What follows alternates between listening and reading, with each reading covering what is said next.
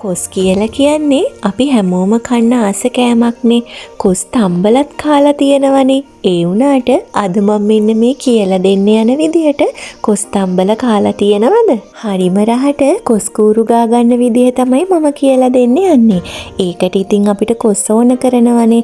මේ වගේ කොස් ටිකක් අරගෙන ඒක පොඩි කෑලි වලට කපලා අරගන්න.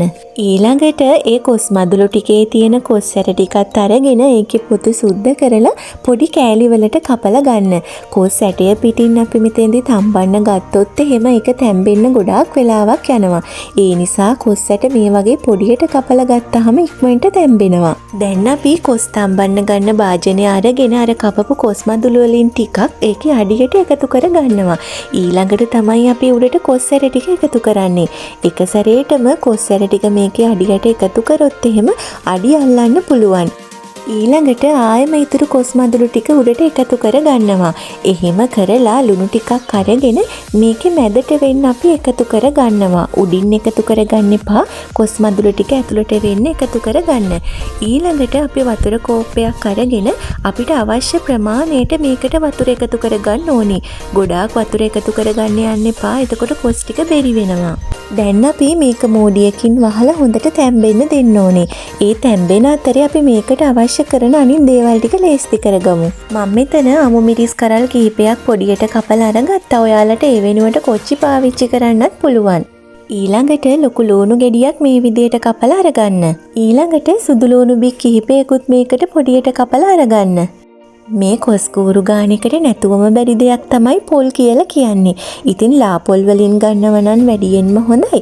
අපි ගන්න කොස් ප්‍රමාණයට අවශ්‍ය විදියට පොල් ටික ගාලා ලේස්ති කරගන්න. දැන් වංගෙඩිය අරගෙන ඒකට ගාගනිපු පොල් ටික එකතු කරගන්න. ඊළඟට පොඩියට කපා ගනිපු ලුණු ටිකයි, අමු මිරිස් ටිකයි, සුදු ලුණු ටිකයි මේකට එකතු කරගන්න. කොස් වලට ලුණු එකතු කරගනිපු නිසා පොල් වලට ලුණු එකතු කරද්දි ටිකක් අඩුවෙන් එකතු කරගන්න.